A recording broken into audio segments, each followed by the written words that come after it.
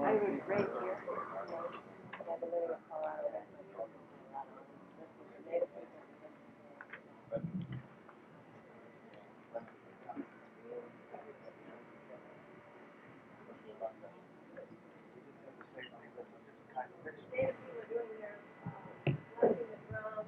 Smudging, and the smudging ceremony has to do with the cleansing of the energy field. And so, if people are willing, they would smudge the audience as well. Because their understanding is that we pick up negativity in our energy field, and that there are helpers to help us come into balance. And those helpers are sage, sweetgrass, cedar, and tobacco. So, that's what's up right now, huh? Yeah.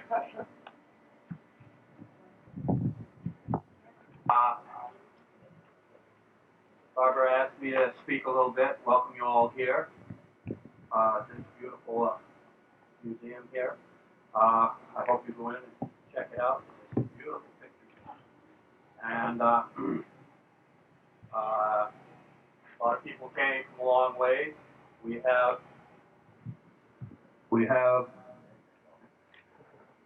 a few of the local elders that are here.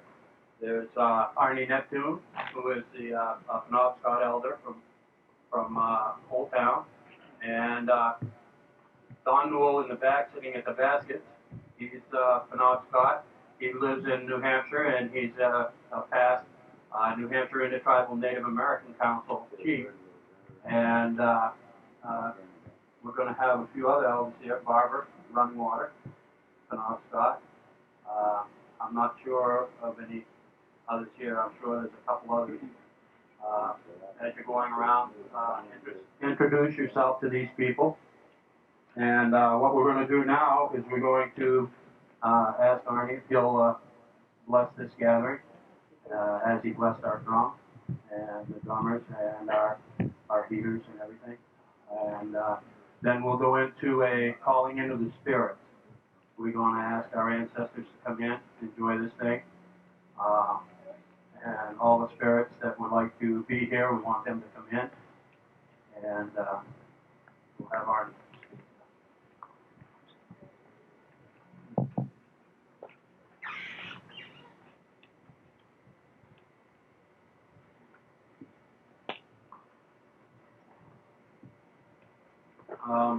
While Ernie's getting ready here, we have a few things in the back, a few tables. To the right there are Micmac baskets from Mariah Reserve up in northern Quebec. There's some nice handiwork there. It's amazing some of the work that these people do. And they're real similar to the Penobscot, Passamaquoddy, and the Maliseet baskets. They're all similar. And there are books on Katahdin over there that Connie has written. And so I'll walk around afterwards. Arnie Neptune.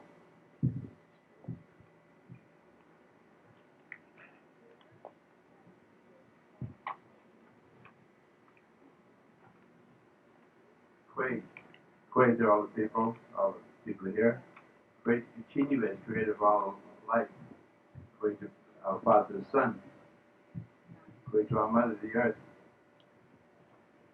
We ask the blessings for this gathering. This gathering is not only for us, it's for the Mount Katahdin, which is our spiritual mountain of the Wabanaki people. And as I'm doing this, what I'm going to do first is to bless and smudge everyone here. I will do that now.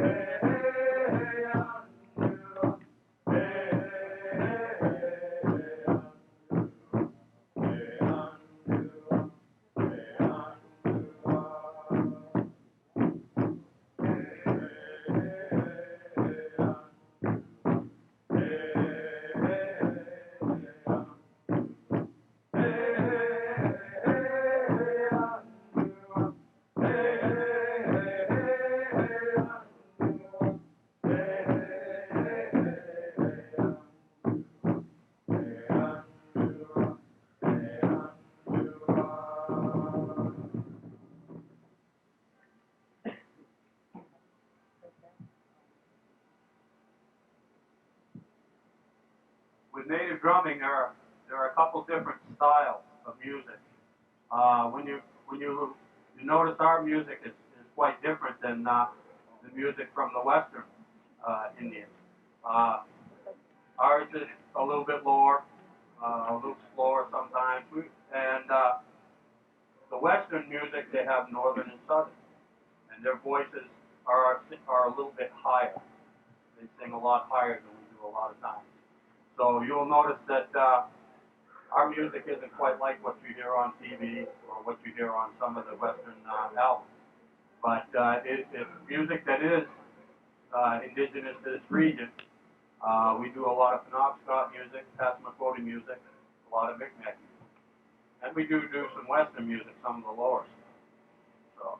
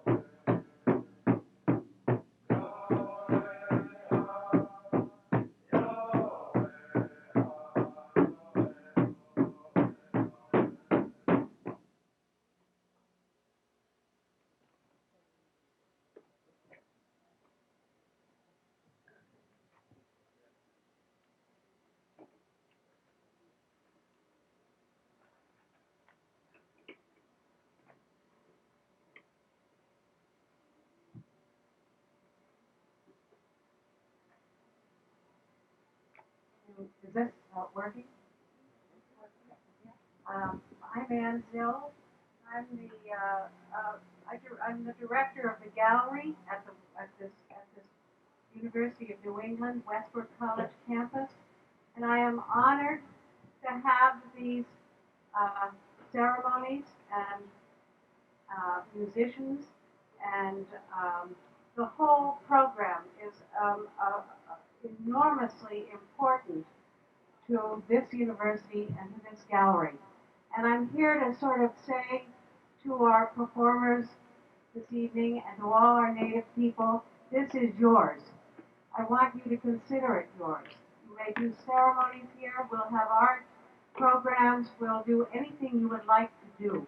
So just come see me and I'll give you my number, and I want to do this all the time. So this is your home here. Thank you.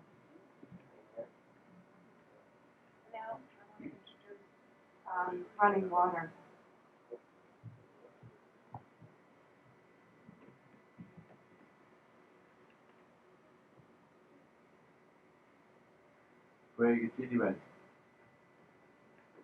I ask for blessings for all the people here.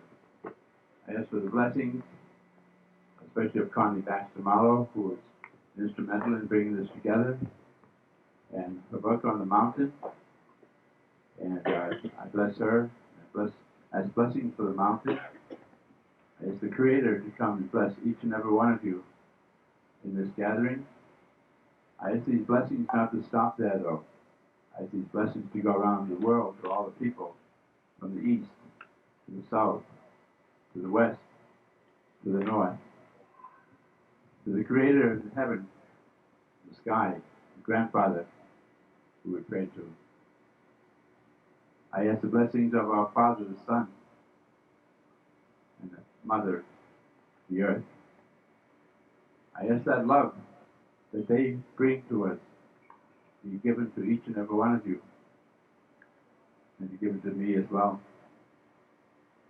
And I thank the Creator of all life, for the blessings He's endowed to us this day, this good weather that we're having, this beautiful day. The Creator has been very good to us today, and every day. Everything we receive is from the Creator. He gives it to us very generously, very willingly, and with much love. And so does Mother Earth. So I ask this love to come down upon all of you from the Creator. Put it into your heart, your mind, your soul, your body. As I say, Wabanaki Ways and Connection, Creator of all life. Tahoe.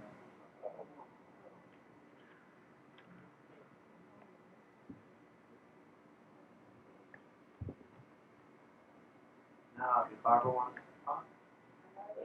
Right behind us. Very good. Now, isn't that silly? He should know better.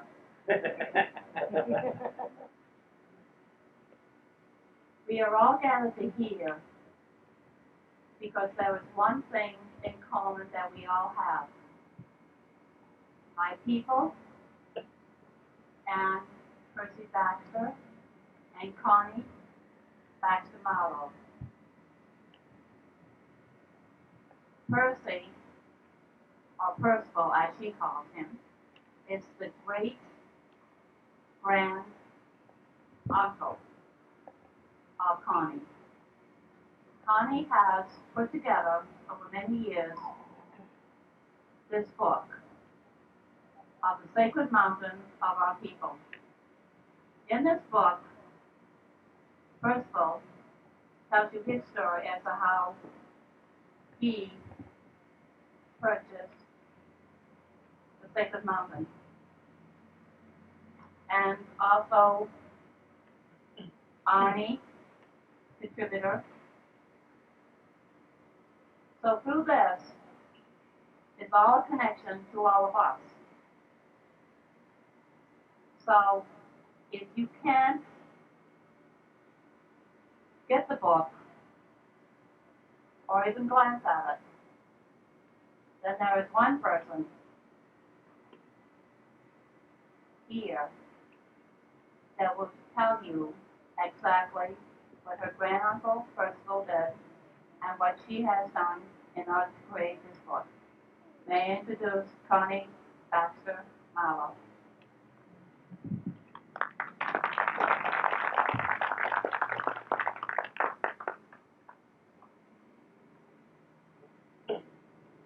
Hi, welcome. I'm really happy you're here. And first of all, I want to honor the University of New England and Bill and Dr. Sandra Featherman for having this exhibit, The Rhythms of Creation, the Baxter Legacy, here in their gallery. It's an exhibit of my father's photographs, who's 80 years old, and my photographs, and my daughter, who's 20. And they're on the indigenous peoples of the world. And the exhibit here brought in the Baxter Legacy. It brought in my ancestors, Percival and James Finney Baxter. And that bringing together has brought pictures to us that we haven't seen before.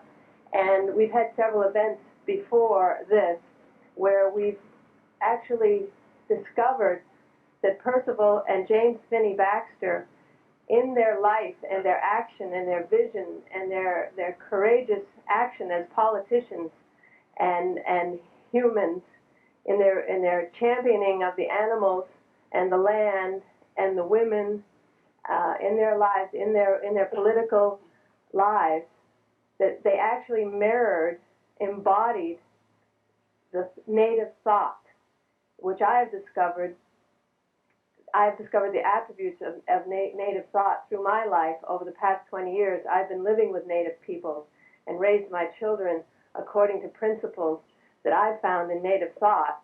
And I just came to discover that my ancestors actually embodied this thought and this way of being long ago.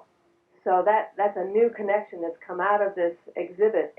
And I honor the University of New England for putting together these elements so that we could see something we might not have seen before. So I want to honor that, and I want to honor my father and my mother, who went to Westbrook Junior College. She graduated from here in 1940. So it's such a beautiful circle for her. Unfortunately, she passed on last summer. And we had the photography exhibit at Bowdoin College, where my father had graduated in 1941. So unfortunately, she's missing this part, but I'm sure she's here with us tonight. And I also wanted to thank and honor these people, these native people, the Wabanaki people, who've come here to honor Katahdin. And we've come together. Barbara and I have put this together.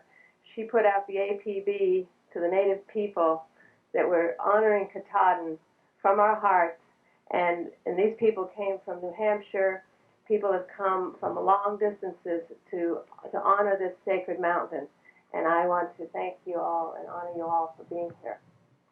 And Arnie Neptune, who is a contributor to my book and who has done the blessing ceremony, I want to honor him. And Ann Woods, who's going to be doing a Katahdin honor dance a little later. And so, let's see. And Bernard Jerome, a Micmac elder, was going to be here. It looks like he hasn't made it. So, and just a few words about this book. 30 years ago, I was studying landscape photography out in the West Coast. I was at Berkeley, University of California at Berkeley in the 60s. You might wonder why I'm a revolutionary. It's in my blood. I was raised here in Maine and went out to the West Coast when my family moved to Oregon and studied landscape photography out in Berkeley and saw a book that Ansel Adams did on Yosemite and thought, my goodness, I could do a book on Katahdin and I could share my uncle's vision as to why he did this, because there was so much resistance to the park, which there is still today. And I wanted to, if I opened people's hearts and their minds to the vision of this man, why he did this, that it would soften people's way and people would see and would lift up and acknowledge and honor his vision. And I don't know if it works or not, because there's still a lot of resistance to that park and wanting to open it up and commercialize it and run snowmobiles in it and do all those things that Uncle Percy stipulated that he didn't want. And what I discovered also in coming back here after living with Native people was that my uncle actually kept this park. When he put the stipulations on it, he actually kept it in balance with the rhythms of creation, which is where the name of this show came from.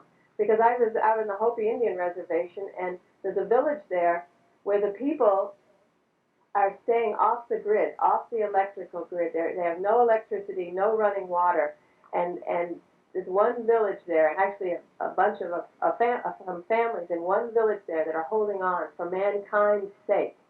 And what I realized was that my uncle had done the same thing with Katahdin.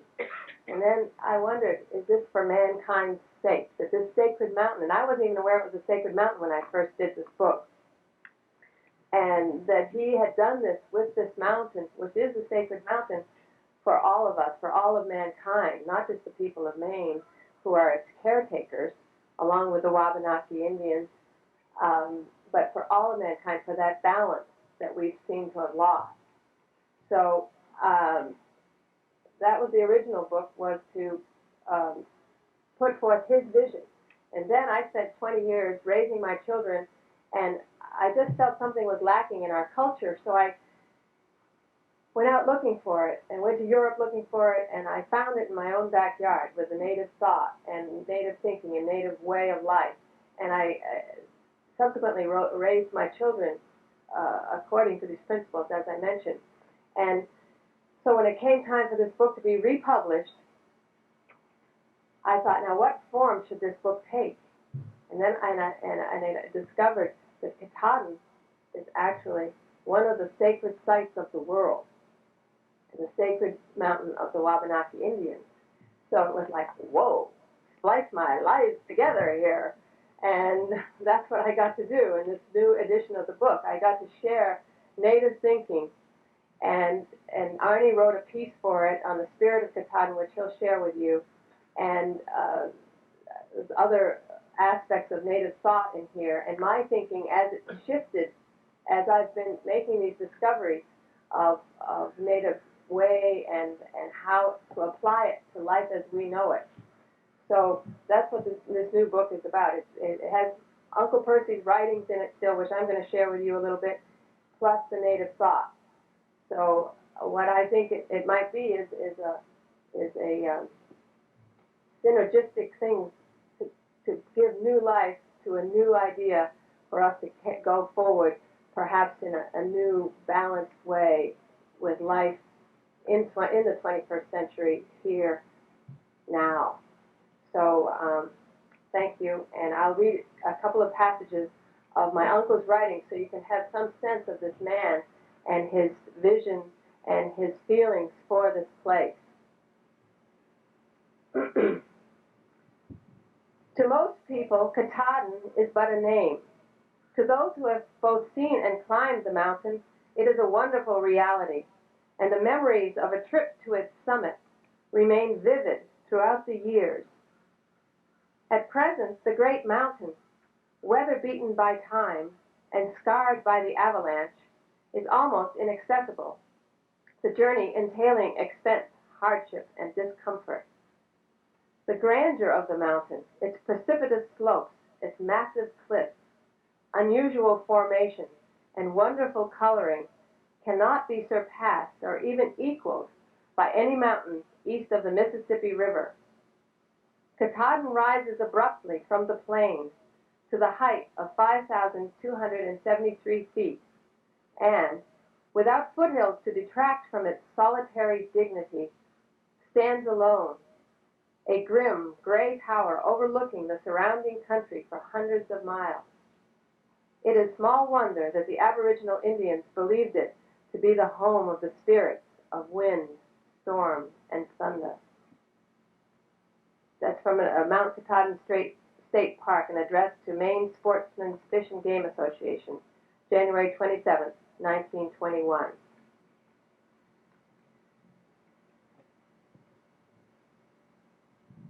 By day, man stands spellbound in that solitude where man himself is an atom at the base of one of nature's noblest creations.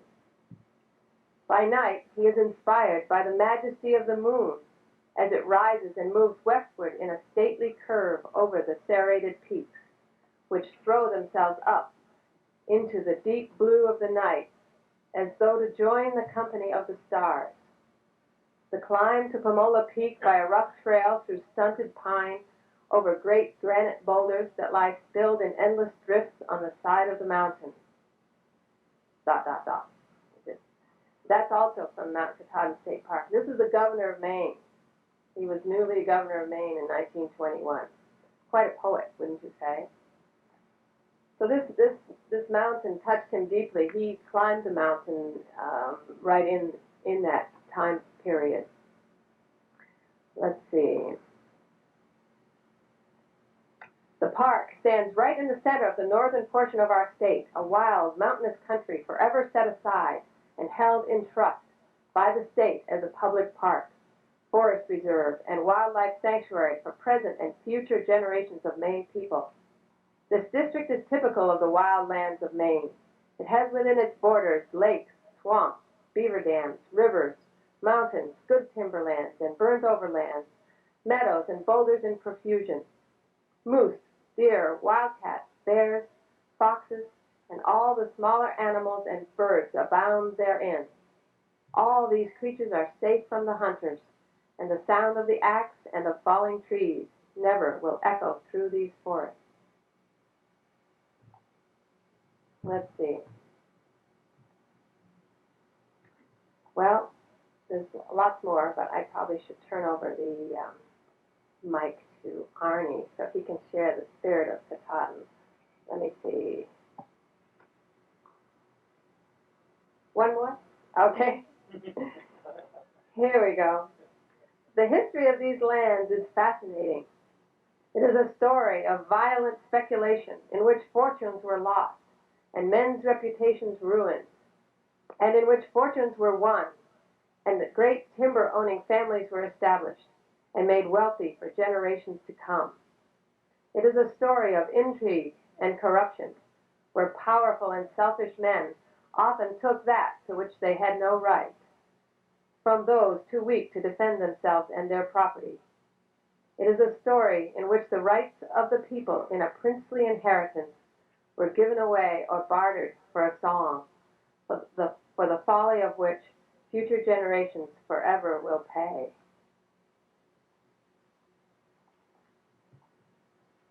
So, and I'll close with his words, which I memorized my first trip to Katahdin when I was 12 years old. And anybody can join me that wants to. Man is born to die. His works are short-lived. The buildings crumble, monuments decay, and wealth vanishes. But Katahdin, in all its glory, forever shall remain the mountain of the people of Maine.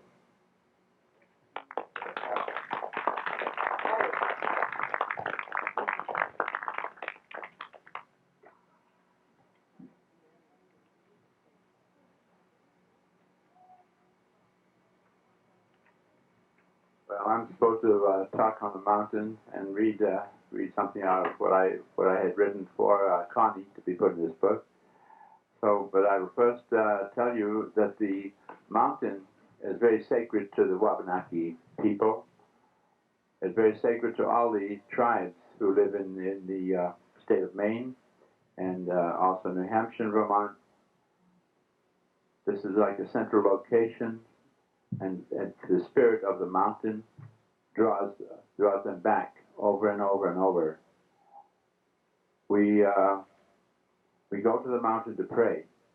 Go to the mountain to pray to the spirit which is there, which is Katahdin, who is a chief. He was a chief of the Penobscot people, way back in the beginning when people first came, was here and was taught by our teacher, Gluskabi. So Katahdin is very sacred and very special to our people. It is now, I give thanks to Principal Baxter for his foresight and seeing that it has to be maintained in its original state as the Creator has made it. There are campgrounds there now, but the mountain itself stands by itself. It's looking down in all directions for all the people of the Wabanaki and all the people who go there. The people who do the paintings, the poets, and all those artistic people sometimes are drawn there and they don't know the reason why. I was privileged to be able to tell them one time that that is the reason, is because of the spirit in the mountain. The spirit is Katahdin, and the spirit is the mountain. I will now read this article one that I wrote for this mountain. It's not my original because I've taken it from another reading before, one of the legends of that I've been privileged to read. It's called The Spirit of the Mount of Katahdin. Say Kwe, hello, that to whom this writing will be of interest, Kwe to Continuous, creator of all life, Kwe to all the spirits, grandfathers and grandmothers and ancestors of the Wabanaki people, Kwe to Gluskabi, our teacher. I humbly ask your help in writing of the knowledge of Katahdin, the most holy and sacred mountain of the Wabanaki people, Woliwani, which means thank you. In ancient times, there lived on earth many gods with magic powers. During this time, the people had very little knowledge of how to live in the way that the Creator had intended for them to live. So the great Creator of the universe created other gods to help teach them to live in harmony with each other and Mother Earth. The Creator made a god or teacher for all the lands and four corners of the earth. I am not familiar with all the other gods. I only know the God who came to teach the Anunnaki, the people of the eastern part of Turtle Island, the continent of the Americas. The god's or teacher's name was Gluskabi. Gluskabi was sent to teach all living things, plants, animals, birds, fish, insects, and especially men and women how to live in harmony with each other. Gluskabi came to the Penobscot people and settled amongst them. He lived with a man called Uncle Durbek, which means turtle, who was at that time a man and was later changed into a turtle by an evil spirit. Living with them was an orphan boy. His name was Katahdin. Katahdin was taught by Gluskabi and Durbek how to catch fish, hunt deer, how to skin and prepare them for eating, and how to make his clothes. He was taught the language of the trees, the wind, and the animals of the forest. Everyone in the tribe loved Katahdin for his kind, gentle ways. He was taught that all living things had a purpose for being on earth. Katahdin became a very good leader of the tribe and an astute pupil of Gluskabi. One day, while out hunting, Katahdin accidentally bumped into a very old woman and she fell down. He helped her up and apologized when he went and then he went home for supper. He asked Gluskabi who she was. And he was informed that her name was Medolin. She lived alone in the woods, and Gluskabi said that she was an evil spirit. The people of the village were getting ready to welcome a visitor who was a powerful god. His name was Quenas, which means long hair. Quenas arrived about noon by a canoe which was made out of stone. He told the people that a great chief was amongst them, and this very night this wise man relieved them by canoe. When the time came to depart, the people expected Quenas to get into the canoe, but it was Gluskabi who stepped into the stone canoe and sailed away. As he sailed away, he told the people that someday he would return whenever they would have great need of him. The people have waited for his return for many moons, but he still hasn't returned. Some people don't believe he will return, but to others he is still a God who will return to help his people. Medellin became the enemy of Katahdin. When Katahdin took as his wife Zipsis, or Little Bird, Medellin had become friends with another chief named Badugiel. Badugiel also wanted Zipsis for his wife, but was refused. Badugiel asked Medellin to help him with her magic to make Zipsis his wife. Medellin tried, but found that Katahdin was too strong, so she tried to kill him. Katahdin took Zipsis and went away, but Medellin and Badugiel chased them through the woods. When Katahdin saw that they were catching up to them, he stopped and made a large kettle of copper, which he turned upside down and got into it with Zipsis. Dirt and rocks grew on top of the kettle until a mountain was formed. And so the spirit of Katahdin, great and kind leader of the Penobscots, lives within the massive mountain we call Katahdin in his honor. It is in this way that Katahdin is thought to embody the great teachings of the Creator. The sacred mountain is an inspiration to all who believe Katahdin to be a spirit who will lead mankind to his highest potential by bringing wisdom to all who open their hearts and their minds to listening and learning. Now the Penobscot people have a spiritual run to Katahdin every year to honor the spirit of Katahdin and to pray for guidance so that peace and harmony amongst all peoples and with the rest of creation will come to pass on earth. Wabanaki. Thank you very much.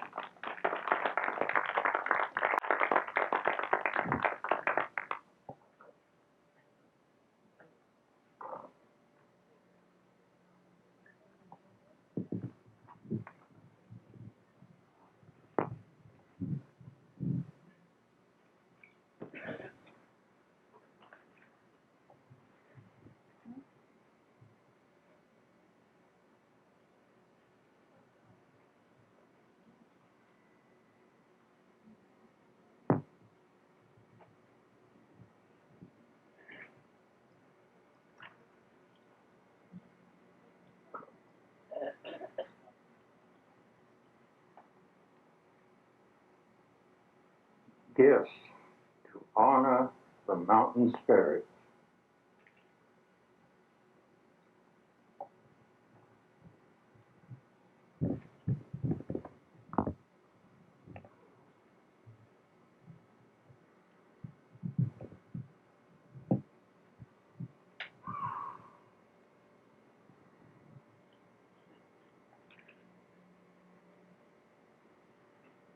Pine cones from your forest.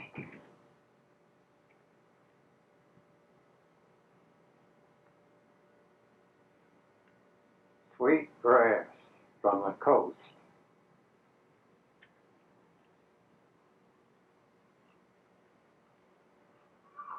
From the eagles of your sky.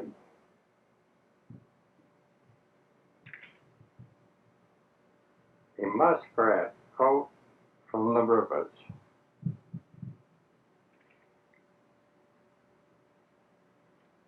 Corn from Mother Earth.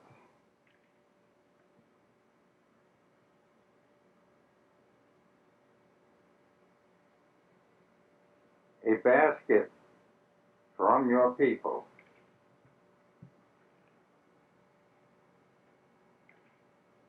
And a dance from one who comes to give honor.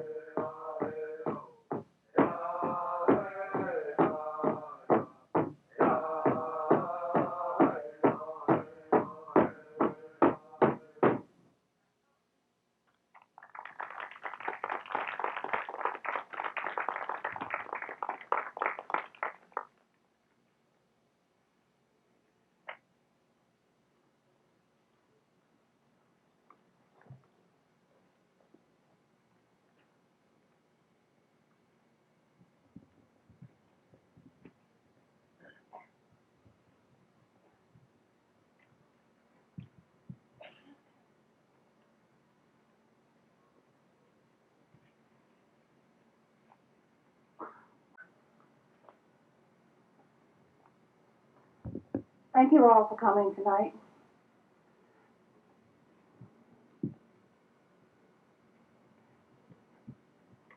First of all,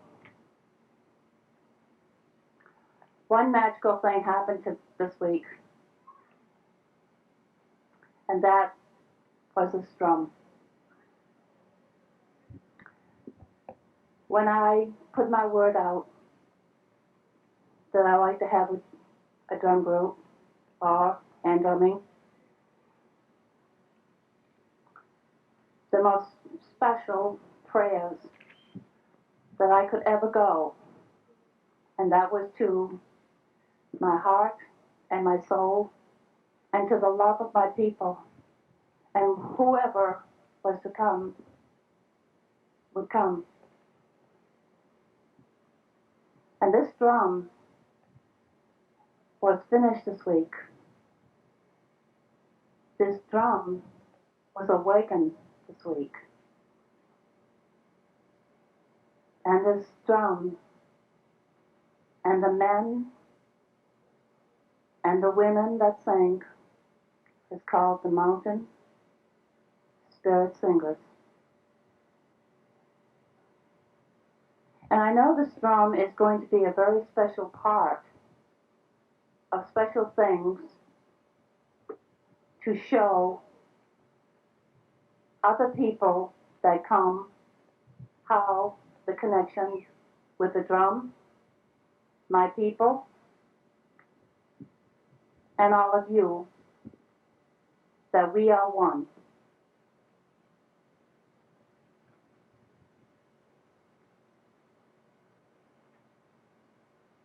And there is no way that I can ever thank the drum, but there's many special prayers for the drum, and will always be. May it drum all the time, in white man's time, 24 hours a day, Indian time, every time you hear a beat, it's the drum. It is our heartbeat. So this drum will always be with us. And I welcome it here tonight with us. As it is as special as the people here. Because we all are one. And it has decided to join us.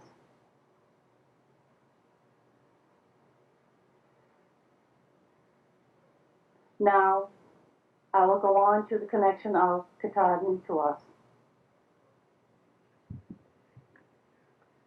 Katahdin, Mount Katahdin is not just a mountain. It's not way up north.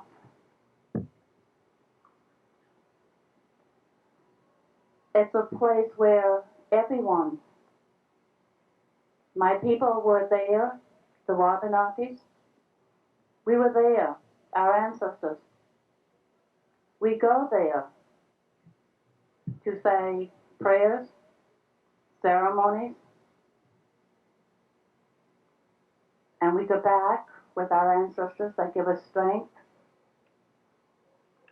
and give us our blessings or whatever we possibly need when we are with them. Because they know, our ancestors, that there was a great abundance of love and caring and sharing. And as the world revolved, my people tried to keep that, and did. And some of my people decided that they didn't want any part of it. They thought this good life out here was good. But they're coming back. They're coming back full circle. Now with you with the different color skin,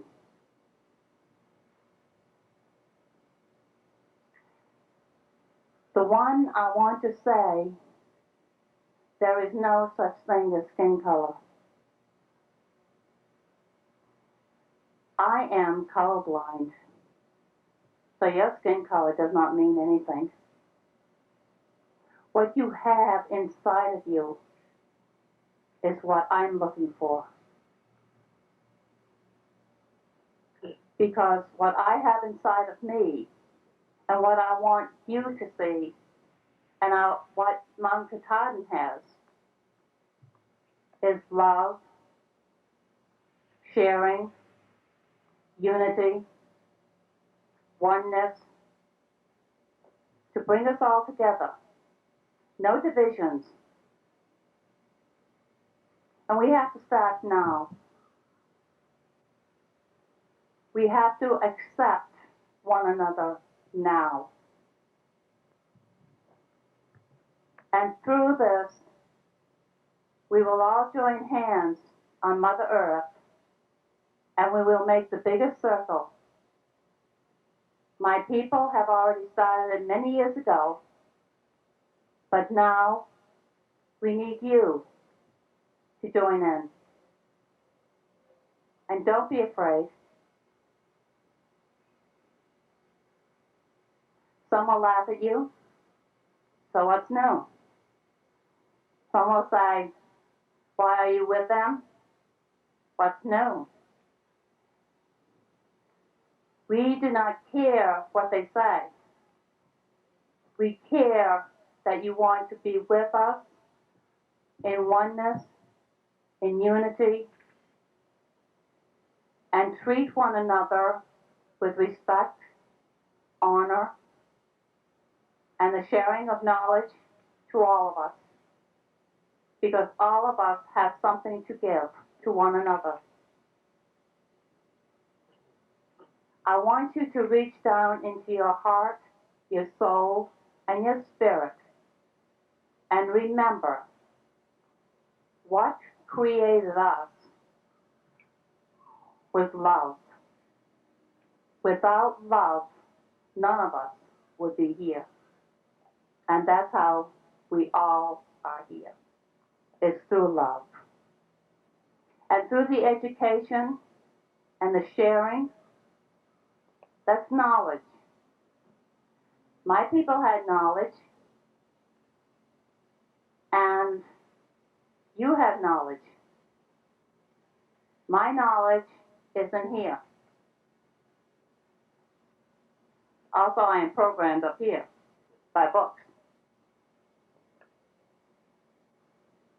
And I try not to go up here too often where it's programmed. But sometimes I do.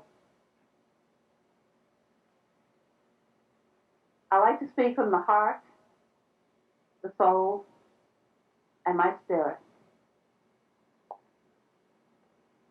With love, and also for the sharing of the knowledge that I may have. My elders who are here and every place on Turtle Island will share whatever knowledge they have. Because they know it's time for unity. It's time to stop what this United States has created. It's time for full circle. No more divisions. Join hands.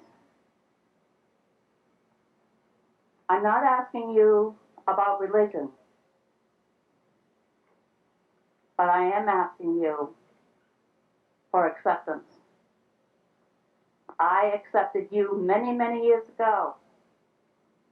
Now, I want you to accept me as I walk on Mother Earth in reverence. And there is no right way and there is no wrong way. It is the feeling that you have inside of you.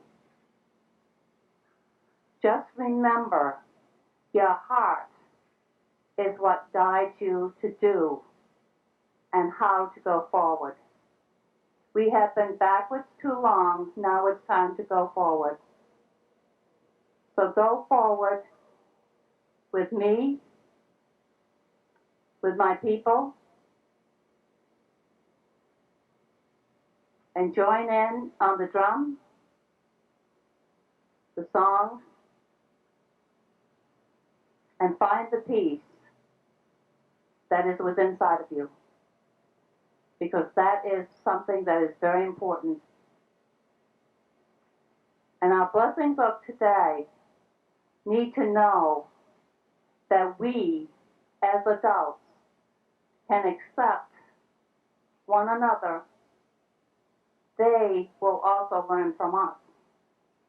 That there is no words, dishonorable words to say to one another.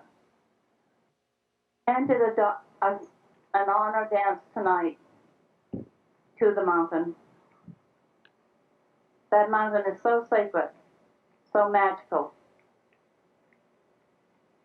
So many things happen there. When you get close to it, it calls you. Come. Come and be at peace. Come and be with the oneness that I have for you. Join me. Touch the rocks. Touch the dirt. Hug the trees. See the animals. Because that is the only place in this state of Maine that is untouched by anything except for our ancestors that are there. It is still in its natural state. And if you have forgotten what it is to see something in its natural state, then go to the mountain. See it. Hear it. And do what you have to do. And then come back out and know that you are at peace and that you can share whatever knowledge that you have with love and unity amongst all. Don't be afraid. Never be afraid. As I have no fear, and if you want, I'll stand right there and say, come on. Because nothing will harm you. As Clara and Neptune said, there's an Indian in those mountains. And in that mountain, there's a family. Many families of the Wabanakis. Join us at the mountain. Join us out here. And be very knowledgeable and never be afraid to ask questions because we are here to share. Connie started. Her great-grand-uncle saw the future, preserved it, and now we are here to carry on the traditions. And from this day forth, this world that you live in will be changing. My elders know what is going to be happening. We are going to become one circle again. And it's going to be on the Mother Earth and this circle the way it should have been in the first place. Caring, sharing, understanding, and respect and honor for all.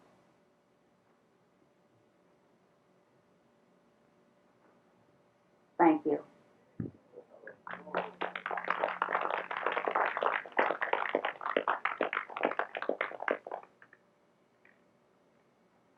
Now that was a prayer. Wasn't it? It was lovely. Thank you so much. I just wanted to read one more passage from my uncle. It relates to what she said, and then I will introduce right now Laura Campbell, who has written a song entitled "Song to Percy," and it's an honoring song of Uncle Percy and his vision, and she'll be accompanied by Mary Kennedy on the flute and drum. But first I'll read this one passage. With the protection of wildlife, the deer, the moose, and the birds no longer will fear man, and gradually they will come out of their forest retreats and show themselves. I want hunting with cameras to take the place of hunting with guns. Aircraft frighten wildlife and disturb the peace and solitude of the wilderness. Would that the day may come when all of Maine will become a sanctuary for the beasts and birds of the forest and field, and when cruelty to the humbler orders of life no longer stalks the land. This was a communication to the governor and the 92nd legislature. So now I will turn it over to Laura Campbell, who will sing us her beautiful song.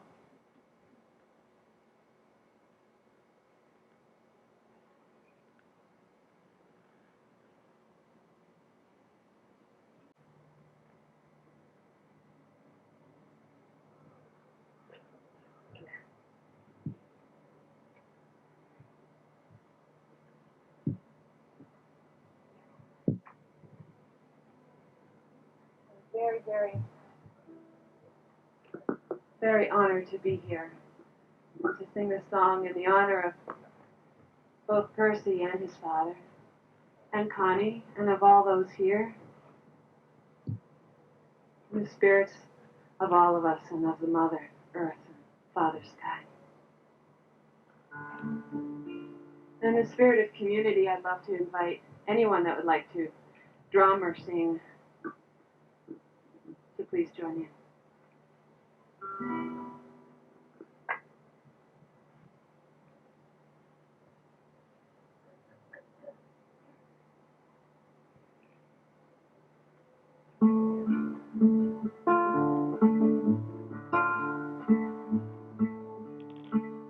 It's a vision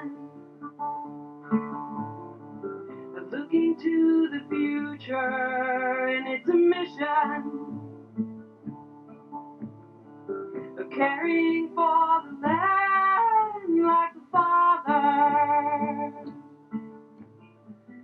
So was the Son, he was a man of many colors. Look what he has done.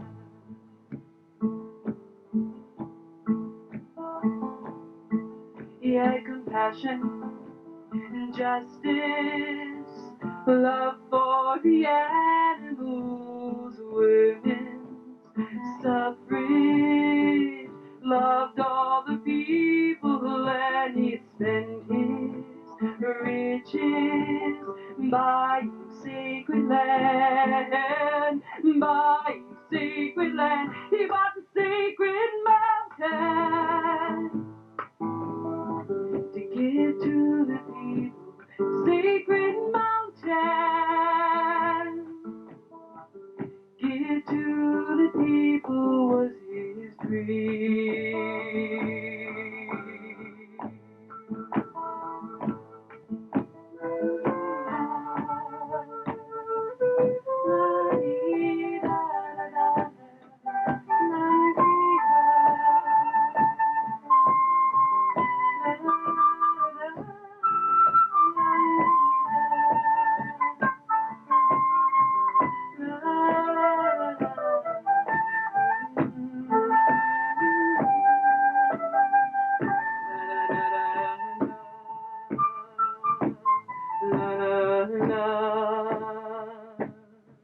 He was a candle burned brightly, a beacon to the future, like his father.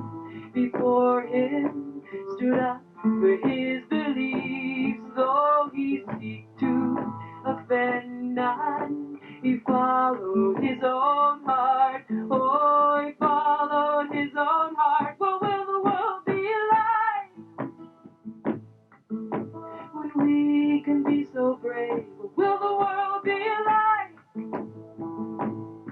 when we trust in the wisdom of our hearts? It's a vision of looking to the future, and it's a mission caring for the land like a father. So was the sun. He was a man of many colors. Look what he has done. Oh, it's a vision of looking to the future, and it's a mission caring for the land. It's a vision of following our hearts, and we can hold each other. We can hold each other. Oh, we can hold each other by the hand.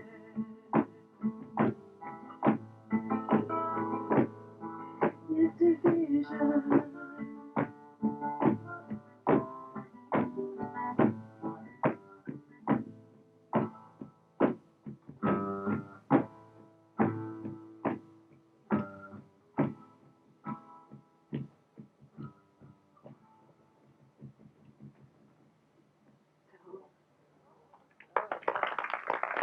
Thank you. Very Kennedy.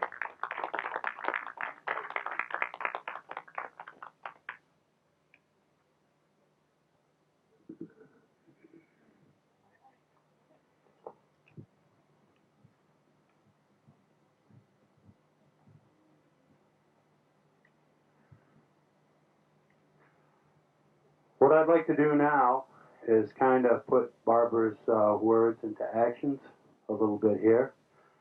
I would like to see everybody out in this open area here. I'd like to see you all circle up. Watch Grandmother Newell. Everybody grab hands. And we're going to do a gathering dance. And we want everybody to partake. We're going to be doing a round dance. And we'd like to see everybody here. This is a fun thing that is done at almost all the powwows. It's done at all gatherings. And it's a lot of fun. And we want to see everybody participate. I understand.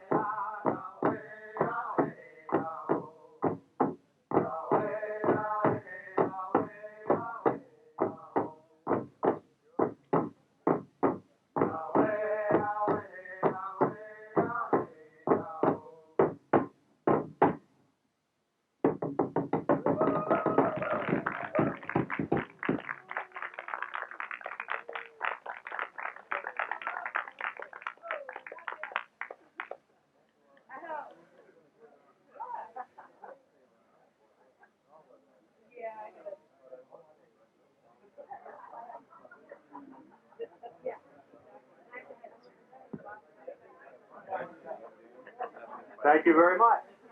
Great workout. Thank you. Every manner of Yeah. Route 1.